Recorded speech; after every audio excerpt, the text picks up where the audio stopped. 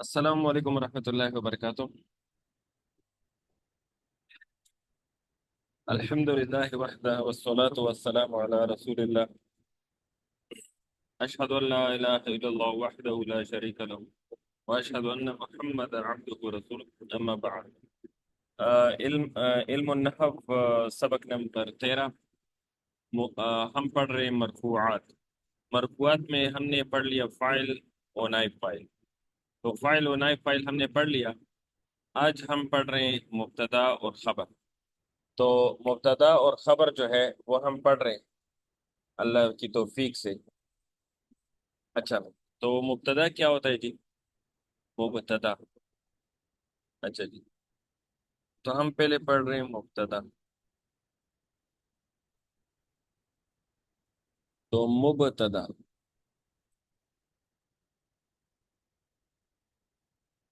مبتدا، اچھا جی، یہ وہ اسم، وہ اسم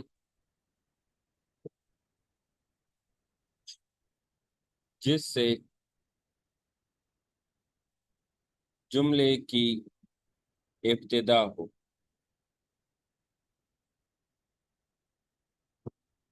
وہ اسم جس سے جملے کی ابتدا ہو، اس کو کہتے ہیں مبتدا۔ اچھا، مبتدا مطلب جس سے جملے کی ابتدا ہو، یا اس طرح کے کہ جو جملے کے شروع میں آ جائے، جو جملے کے شروع میں آ جائے، یعنی ایک ہوتا ہے جملہ اسمیہ۔ جملہ اسمیہ کیا ہوتا ہے؟ جملہ اسمیہ وہ جملہ جس کے شروع میں، جس کے شروع میں اسم آ جائے، جس کے شروع میں اسم ہو، اس کو کہتے ہیں جملہ اسمیہ۔ دوسرا ہوتا ہے جملہ فعلیہ، وہ جملہ جس کے شروع میں فعل ہو، اس کو کہتے ہیں جملہ فعلیہ۔ اچھا، تو مبتدا جو ہے، مبتدا یہ جو ہے یہ ہم،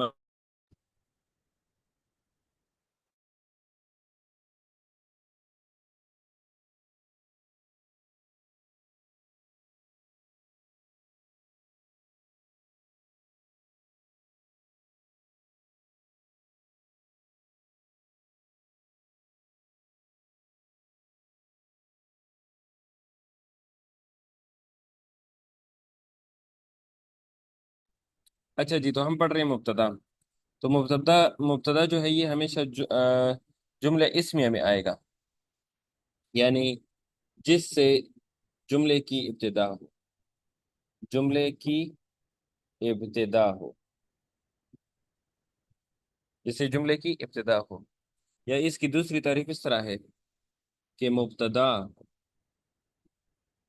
وہ اسم مرفوع ہے، وہ اسم مرفوع ہے، مطلب یہ مرفوع ہوگا، وہ اسم مرفوع ہے جس سے جملے کی ابتدا، جس سے جملے کی ابتدا،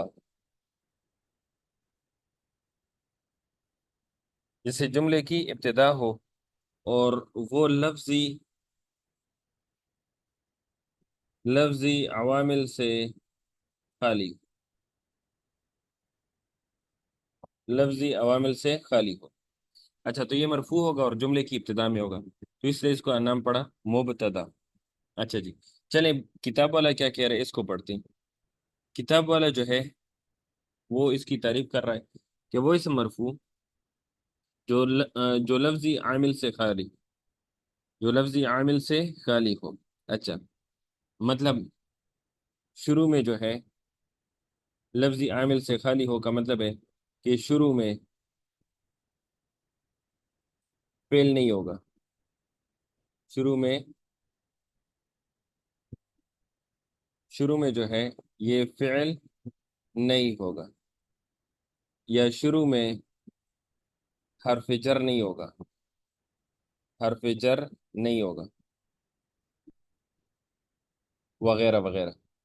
تو لفظی عوامل سے خالی کا مطلب ہے کہ شروع میں نہ فعل آئے گا، کیونکہ فعل بھی عامل ہے، فعل بھی عامل ہے اور جر بھی عامل ہے۔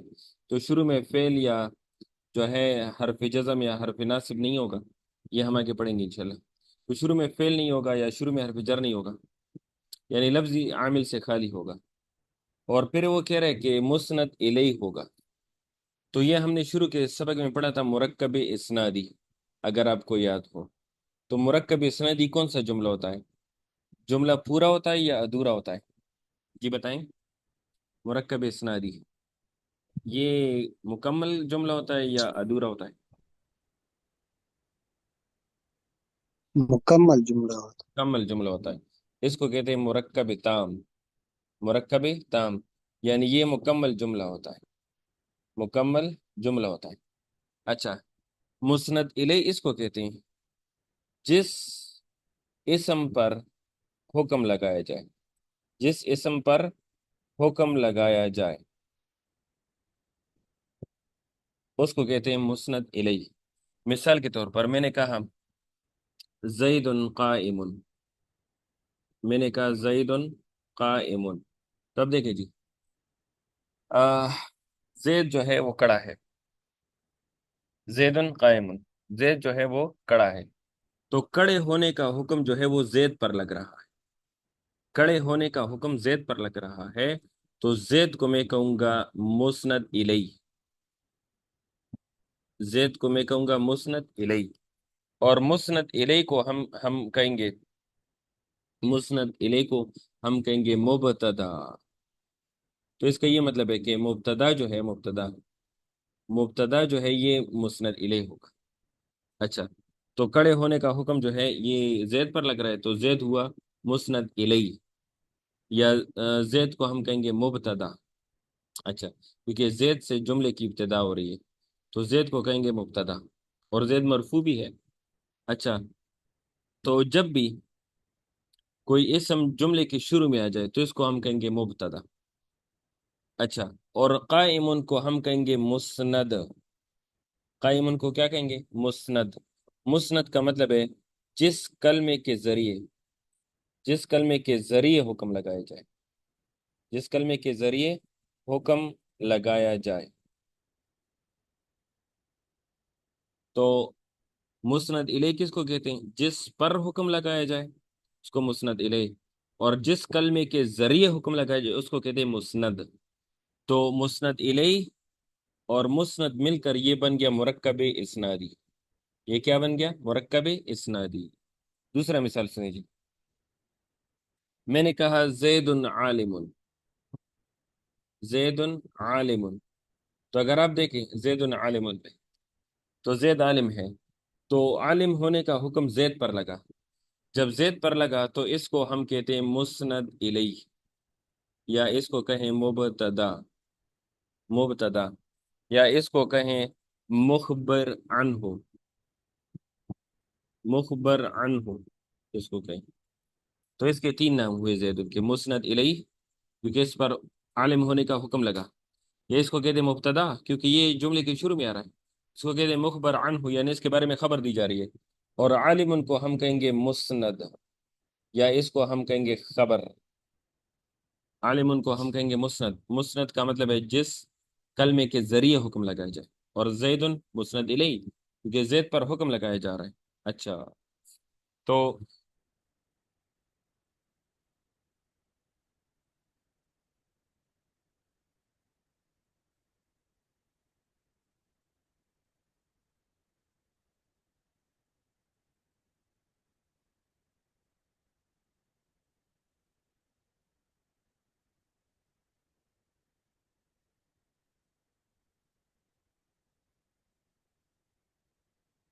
اچھا، تو اس میں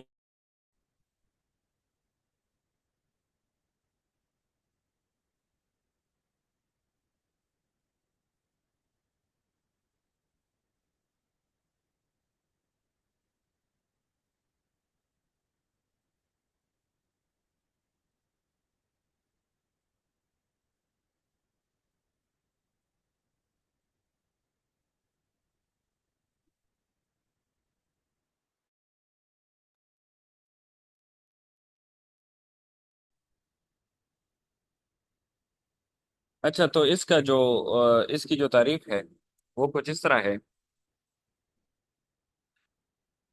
کہ وہ اسم مرفوع جو لفظی عامل سے خالی ہو اور مسند الیہ ہو، بس اتنا یاد رکھے تعریف. وہ اسم مرفوع جو لفظی عامل سے خالی ہو اور مسند الیہ ہو، تو اس کو ہم کیا کہیں گے؟ اس کو ہم کہیں گے اس کو ہم کہیں گے مبتدا. لفظی عامل سے خالی ہو اور مسند الیہ ہو تو اس کو ہم کیا کہیں گے؟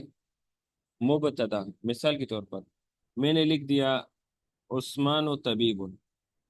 عثمان و طبیب، عثمان ڈاکٹر ہے. تو شروع میں اسم آ گیا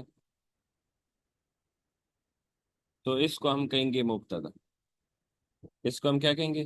جب بھی یاد رکھیں شروع میں اسم معرف آ جائے، کون سا آ جائے؟ اسم معرف آ جائے، یا شروع میں جو ہے مسند الیہ آ جائے، مسند الیہ، تو اس کو ہم کہیں گے مبتدا. اس کو کیا کہیں گے؟ مبتدا. تو یہ عثمان مبتدا ہے اور طبیب اس کی خبر ہے. تو عثمان سے پہلے کوئی عامل ہے؟ نہیں ہے. عثمان سے پہلے کوئی جو ہے عامل نہیں ہے، تو عثمانوں کو ہم کہیں گے مبتدا کیونکہ یہ مسند الیہ ہے. اچھا، اب اس میں یہ جو دوسری تعریف ہے، یہ جو اگلی تعریف ہے، یہ یا پھر ایسی صفت ہو، یا پھر ایسی صفت ہو جو حرف نفی یا حمز استفہام کے بعد واقع ہو کر اسم ظاہر کو رفع دے. یہ والی تعریف ابھی پڑھتے ہیں تو ہم تھوڑا سا آگے چلتے ہیں خبر کی طرف. یہ خبر کو دیکھیے جی. خبر اس میں ہے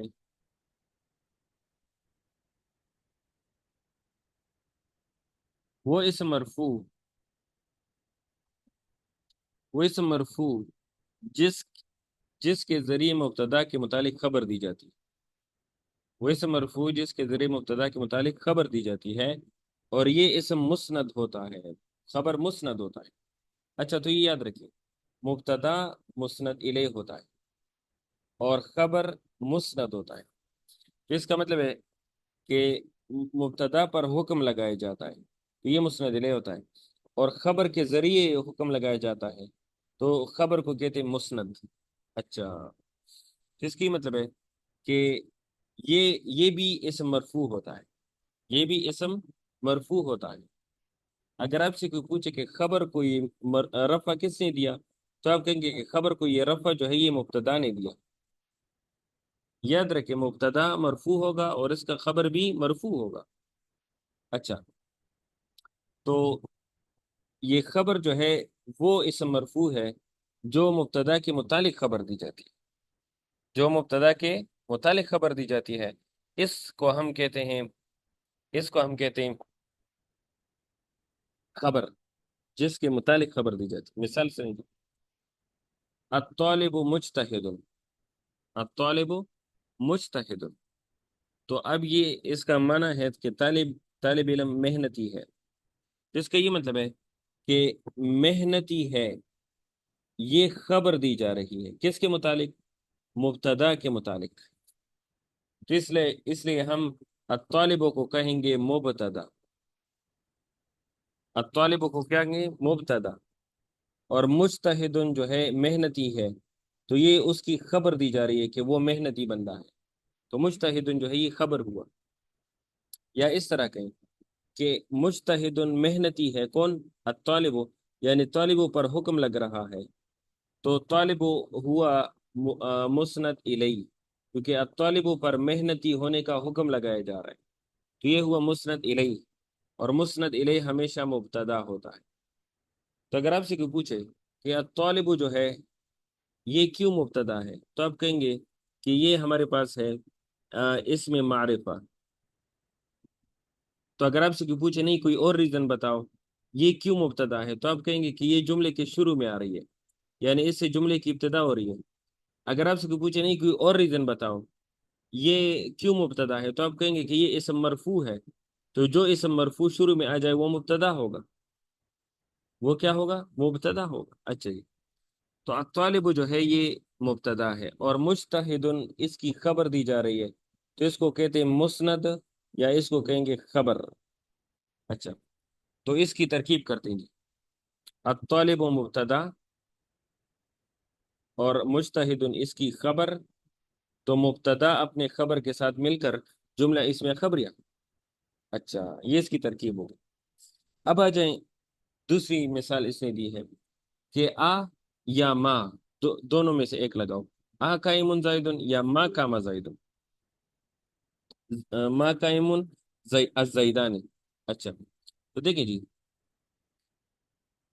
یہ دوسری تعریف پڑھتے ہیں جو مبتدا کی انہوں نے کی، یا پھر ایسی صفت. صفت، صفت کا مطلب ہوتا ہے اسم فاعل یا اسم مفعول یا اسم تفضیل وغیرہ وغیرہ. اس کو صفت کہتے ہیں. صیغہ صفت کس کو کہتے ہیں؟ اسم فاعل کو یا اسم مفعول کو یا اسم تفضیل وغیرہ وغیرہ کو صیغہ صفت کہتے ہیں. اچھا جی، تو ایسی صفت جو حرف نفی یا حمزہ استفہام. استفہام کا مطلب ہے کہ جس کے ذریعے سوال کیا جائے. حمزہ استفہام کا مطلب ہے جس حمزہ کے ذریعے سوال کیا جائے. تو یہ کیا تعریف کر رہا ہے؟ کہہ رہے کہ صفت، ایسی صفت جو حرف نفی یا حمزہ استفہام کے بعد واقع ہو کر، یعنی اس صفت سے پہلے یا حرف نفی ہوگا یا حمزہ استفہام ہوگا، اور یہ پھر اسم ظاہر کو رفع دے گا، اسم ظاہر کو مرفوع کرے گا. یعنی وہ صفت جو ہے وہ اسم ظاہر کو رفع دے گا. اور صفت کس کے بعد آئے گا؟ یا حرف نفی کے بعد آئے گا یا حمزہ استفہام کے بعد آئے گا. تو اب دیکھیں جی، اس کی مثال سنیں. دیکھیں جی، شروع میں جو ہے حرف نفی آ گیا ما.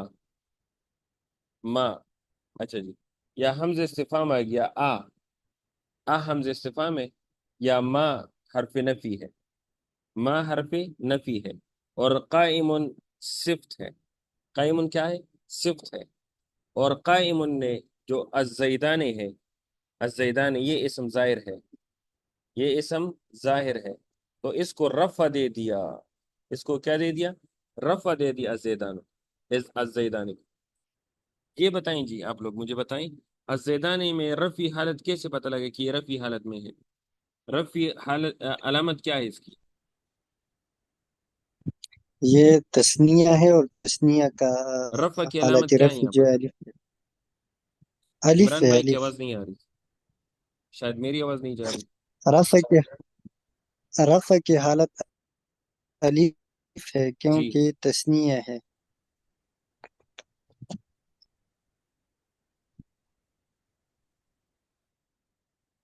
اس کی رفعی حالت الف ہے، الف. ہاں، یہ اصل میں الزیدانی جو ہے یہ تسنیہ ہے، اور تسنیہ کی جو رفعی حالت ہوتی ہے، رفعی حالت، وہ الف سے آتی ہے. تسنیہ کی رفعی حالت کس سے آتی ہے؟ الف سے آتی ہے. تو الزیدانی جو ہے یہ مرفوع ہے. تو اگر آپ سے کوئی کہے کہ الزیدانی کو رفع کس نے دیا، تو آپ کہیں گے کہ قائم صیغہ صفت نے دیا. اچھا، تو دوبارہ سنیں، قائم کیا ہے؟ صیغہ صفت. ماشاء اللہ، بارک اللہ فیک. میسج ابھی میں نے دیکھ کے. اچھا، تو یہ قائم کیا ہے؟ یہ ہے صیغہ صفت، یعنی اسم فاعل ہے. اچھا جی، اور ما جو ہے یہ کیا ہے؟ حرف نفی. اس کا مطلب ہے کہ صفت آ گیا حرف نفی کے بعد. اچھا جی، تو اس قائم نے الزیدانی کو رفع دے دیا. یہ الزیدانی کیا ہے؟ یہ اسم ظاہر ہے. تو اسم ظاہر کو رفع دے دیا کس نے؟ قائم نے. اچھا، تو یاد رکھیں، جب بھی صفت ہوگی، پوائنٹ نمبر 1، شروع میں یا حرف نفی ہوگا یا حمزہ استفہام ہوگا. حمزہ استفہام ہوگا. اچھا، اور اس کے بعد صیغہ صفت ہوگا. صیغہ صفت، بریکٹ میں لکھ لیں اسم فاعل. اسم فاعل، اور پھر وہ اسم ظاہر کو رفع دے گا، اسم ظاہر کو مرفوع کر دے گا، اسم ظاہر کو مرفوع کر دے گا. تو ہم اس صیغہ صفت کو کہیں گے مبتدا. یہ مبتدا ہونے کے لیے شرط ہوگی کہ شروع میں حرف نفی یا حمزہ استفہام ہوگا، اور وہ صیغہ صفت ہوگا اس کے بعد، اور وہ صیغہ صفت اسم ظاہر کو مرفوع کر دے گا، تو اس کو صیغہ صفت کو ہم کہیں گے مبتدا، اور وہ جو اسم ظاہر کو رفع دے دیا اس کو ہم کہیں گے خبر، اس کو ہم دیں گے خبر۔ تو چلیے دیکھتے جی کہ کتاب والا کیا وضاحت کر رہا ہے، اس کی باتیں کرتے ہیں۔ تو وضاحت میں دیکھ لیجیے، پہلی مثال میں الطالب مرفوع ہے۔ جی الطالب مرفوع ہے، کیسے پتہ لگا مرفوع ہے الطالب؟ رفع کی علامت کیا ہے؟ اسم اسم معرفہ رفع کی علامت کیا ہے؟ رفع کی علامت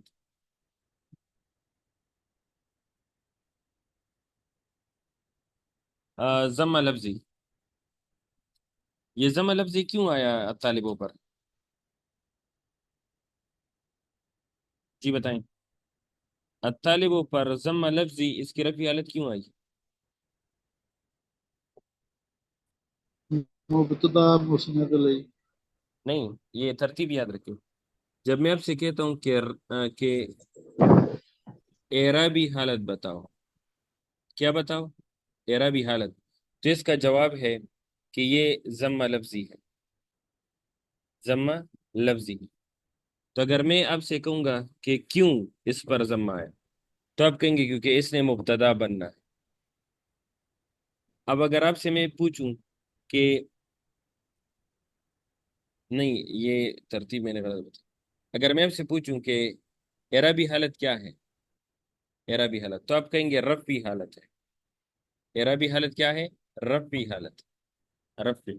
اگر میں آپ سے پوچھوں کہ کیوں رفعی حالت ہے، تو آپ کہیں گے کیونکہ اس نے مبتدا بننا ہے۔ پھر میں آپ سے پوچھوں کہ رفع کی علامت کیا ہے، رفع کی علامت، تو آپ کہیں گے کہ ضمہ ظاہری، ضمہ ظاہری، یعنی ضمہ الطالبوں پر نظر آ رہا ہے۔ تو میں پھر پوچھوں گا کہ ضمہ ظاہری کیوں، ضمہ ظاہری کیوں، تو آپ کہیں گے کیونکہ یہ اسم مفرد منصرف ہے، اسم مفرد منصرف ہے، کیونکہ اسم مفرد منصرف کی جو رفعی حالت ہے وہ ضمہ ظاہری سے ظاہر ہوتی ہے۔ تو یہ ترتیب یاد رکھیں۔ میں پوچھوں گا کہ اعرابی حالت کیا ہے، تو آپ کہیں گے رفعی۔ پھر میں کہوں گا کیوں رفعی، تو آپ کہیں گے کیونکہ اس نے مبتدا بننا ہے، کیونکہ ہر مبتدا مرفوع ہوتا ہے۔ پھر میں پوچھوں گا کہ رفعی حالت کی علامت کیا ہے، رفع کی علامت کیا ہے، تو آپ کہیں گے ضمہ ظاہری۔ پھر میں پوچھوں گا ضمہ کیوں، تو آپ کہیں گے کہ یہ اسم مفرد منصرف ہے، اور اسم مفرد منصرف کی جو رفعی حالت ہے وہ ضمہ ظاہری سے آتی ہے۔ اچھا، یہ امید ہے سمجھ آ گئی۔ اچھا جی، تو اب پہلی مثال کی وضاحت دیکھیں۔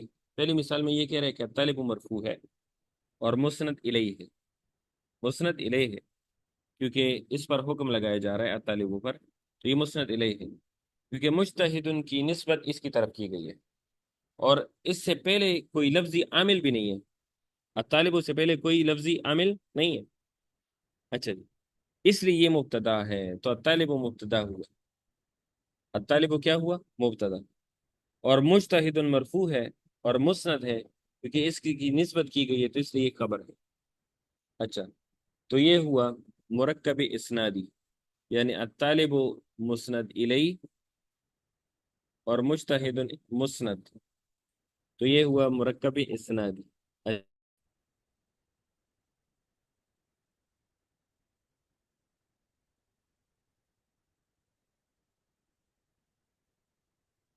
اچھا جی، تو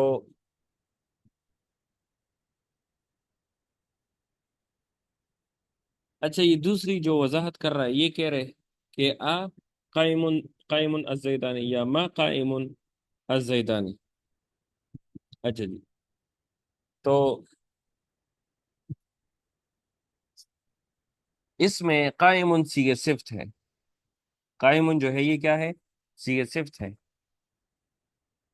اور یہ حمزہ استفہام یا حرف نفی کے بعد واقع ہوا ہے، اور اس نے اپنے اسم ظاہر کو رفع دے دیا، الزیدانی اسم ظاہر ہے، تو اس نے اپنے بعد والے اسم کو رفع دے دیا، تو اس لیے قائمن جو ہے، قائمن یہ مبتدا ہے، قائمن مبتدا ہے۔ کیوں قائمن کیوں مبتدا ہے؟ قائمن اس لیے مبتدا ہے کیونکہ یہ حرف نفی کے بعد ہے یا حمزہ استفہام کے بعد ہے، اور یہ سیغہ صفت ہے، سیغہ صفت ہے، اور اس نے اپنے ما بعد والے اسم کو رفع دے دیا، اپنے ما بعد والے اسم کو رفع دے دیا، اس لیے قائمن جو ہے، قائمن، قائمن جو ہے یہ مبتدا ہے، قائمن مبتدا ہے۔ اس میں کوئی سوال ہے تو پوچھیں، کوئی کوئی سوال ہے تو پوچھیں، ورنہ ہم اس میں سے آگے چلتے ہیں۔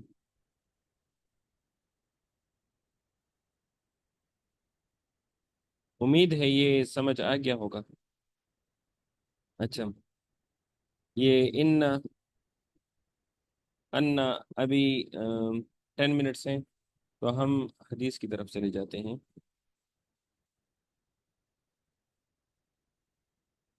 حدیث نمبر 29،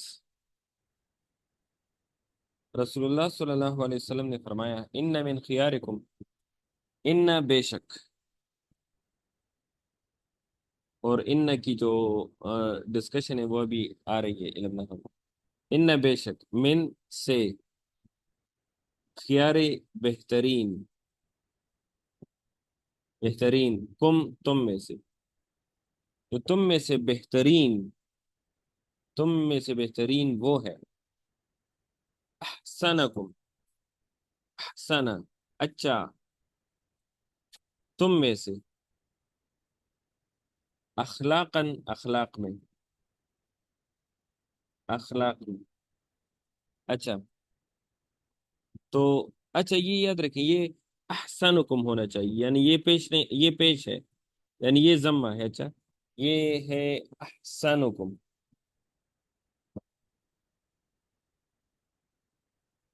احسنکم، کوئی بتا سکتا ہے یہ احسنکم کیوں غلط ہے؟ احسنکم کیوں غلط ہے؟ احسنکم کیوں ہونا چاہیے؟ کوئی بتا سکتا ہے؟ کیونکہ ابھی یہ سبق نہیں پڑھا۔ کیونکہ یہ احسن فعل آئے گا اور فعل کی اضافت نہیں ہوتی۔ نہیں، احسن اسم ہے، فعل نہیں۔ حمزہ استفہامیہ، حمزہ استفہامی نہیں، یہ صفت سے ہم پہلے۔ ہم نہیں ہے۔ اچھا، تو یہ سبق ابھی نہیں پڑھا، تو یہ میں آپ سے خیر ویسے پوچھ رہا ہوں، کیونکہ یہ ہم پڑھیں گے۔ یہ جو ان ہوتا ہے نا، اس کی جو خبر ہوتی ہے مرفوع ہوتی ہے، ان جو ہے نا اس کی خبر ہوتی ہے، اور وہ ہمیشہ مرفوع ہوتی ہے، تو احسنکم اس کی خبر ہے، تو اس لیے یہ احسنکم ہونا چاہیے، تو احسن جو ہے یہ مرفوع ہونا چاہیے، کیا ہونا چاہیے؟ مرفوع، کیوں؟ کیونکہ ان کی خبر ہے، اور ان کی خبر ہمیشہ مرفوع ہوتا ہے، تو یہ ہم آگے سبق میں پڑھیں گے کل انشاءاللہ، کہ ان کا جو اسم ہے، یہ ان کا اسم ہے، یہ منصوب ہوگا، اور ان کی جو خبر ہے یہ مرفوع ہوگی، یہ ہم پڑھیں گے۔ تو چلو میں آپ کو دکھا دیتا ہوں تھوڑا سا، اوپر والے حدیث میں شاید ہو، بے شک تو ادھر ہے، ہاں، یہ دیکھیں، اگر آپ سے پوچھے کہ لفظ جلالہ منصوب کیوں، جی، منصوب کیوں، بتائیں، لفظ جلالہ منصوب کیوں؟ کیونکہ یہ ان کا اسم، کیونکہ یہ ان کا اسم ہے، ماشاء اللہ، بارک اللہ۔ جمیل مرفوع کیوں؟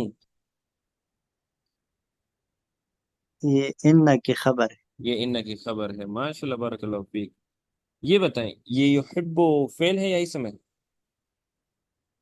فعل ہے، فعل، فعل ہے، اور فعل کے بعد فاعل ہوتا ہے،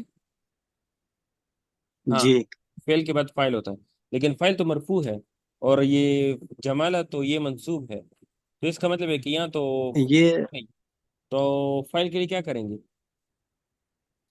فعل، اس میں ہوا ضمیر فعل نکالیں۔ ماشاء اللہ، بارک اللہ فیک، اس میں ضمیر مستتر، ہوا ضمیر فاعل نکالیں گے، ماشاء اللہ، بارک اللہ فیک۔ اس کا یہ مطلب ہے کہ جب فعل آ جائے اور اس کے بعد کوئی مرفوع اسم نہیں ہوگا، تو پھر اس میں جو فاعل ہوگا وہ چھپا ہوگا، وہ مستتر ہوگا، ماشاء اللہ، بارک اللہ فیک۔ یہ فاعل کی بیس تو ہم نے الحمدللہ پڑھ لی۔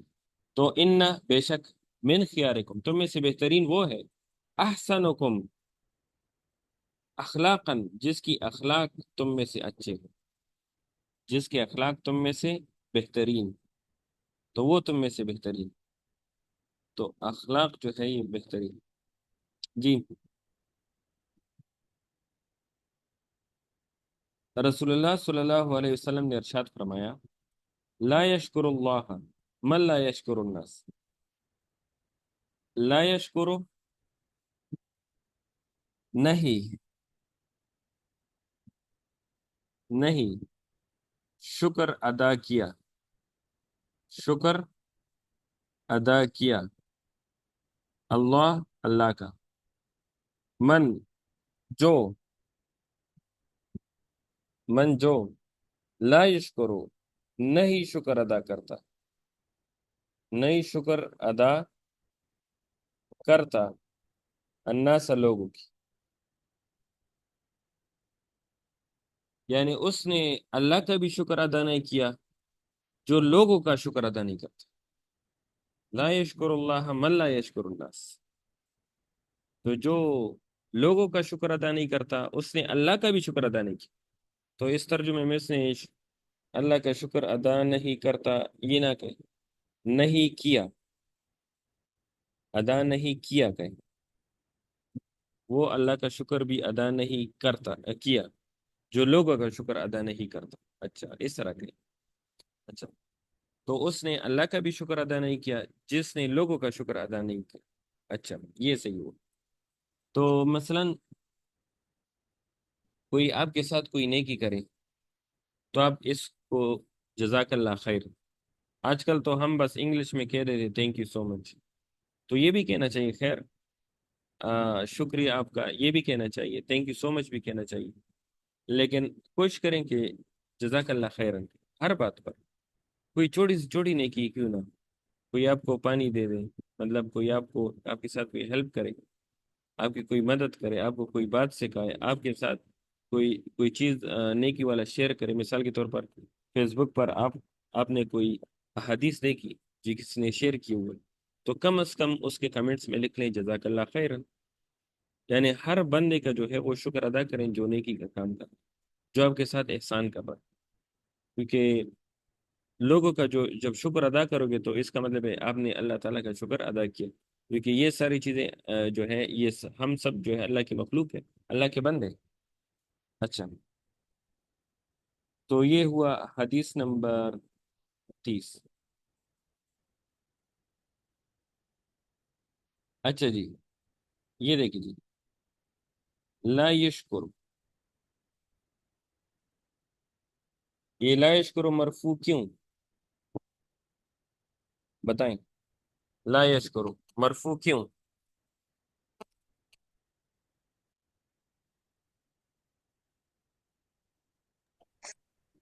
یہ مبتدا کے لیے خبر بن رہا ہے. نہیں یہ فعل ہے، فعل مضارع جملہ. ہمیشہ فعل مضارع ہمیشہ مرفوع ہوتا ہے، فعل مضارع ہمیشہ مرفوع ہوتا ہے. اچھا کیسے پتہ لگے یہ فعل مضارع؟ دو باتوں سے، ایک تو شروع میں علامت مضارع ہے یا، علامت مضارع، ہاں ماشاء اللہ علامت بارک اللہ فیک، مضارع. یا جو ہے یہ علامت مضارع ہے، اور آخر میں رفع ہے، جب آخر میں رفع ہے تو یہ مضارع ہے. اچھا جی اس کا ماضی ہوا شکر یشکر. شکر کی گردان سنائی جی عمران بھائی، شکر کی گردان جلدی جلدی سنائی. شکر شکرا شکرو شکرت شکرتا شکرنا شکرتا شکرتما شکرتم شکرتی شکرتما شکرتن شکرتو شکرنا. ماشاء اللہ بارک اللہ فیک. اجازت احمد بھائی یشکر کی گردان سنائیں، مضارع کی. یشکرو یشکران یشکرون. جی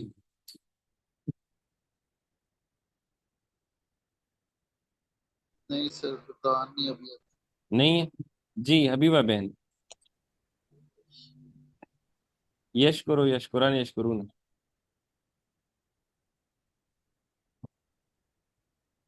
حبیبہ بہن تو میرے خیال میں کچن میں بزی ہیں اور کلاس لگائی ہوئی ہے. چلے خیر، یشکرو یشکران یشکرون. جی عمران بھائی آپ بھی سنائیں. یشکر یشکران یشکرون تشکر تشکران یشکرن تشکر تشکران تشکرون تشکرین تشکران تشکرن اشکر نشکر. ماشاء اللہ بارک اللہ فیک. اچھا جی یہ بتائیں، یہ جملہ فعلیہ ہے یا جملہ اسمیہ ہے؟ جی، جملہ فعلیہ جملہ اسمیہ؟ یہ جملہ فعلیہ ہے۔ فعل ہی ہے۔ ماشاء اللہ، بارک اللہ فیک، یہ فعل سے شروع ہو رہا ہے۔ اچھا جی، فعلیہ میں کون سا جملہ ہوگا؟ انشائیہ یا خبریہ؟ یہ جملہ خبری خبری ہے۔ انشائیہ ہے۔ انشائیہ انشائیہ خبری ہے۔ انشائیہ کیوں ہے؟ شروع میں لائے نہیں ہے۔ لائے نہیں ہے؟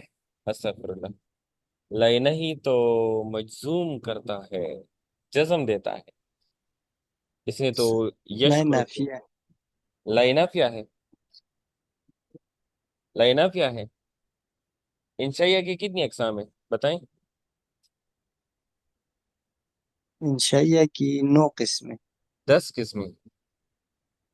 10 سے انواع۔ ہاں، امر، نہیں، استفہام، تمنی، ترجی، وقوع، نداء، عرض، قسم، تعجب۔ تو اس میں نفی ہے؟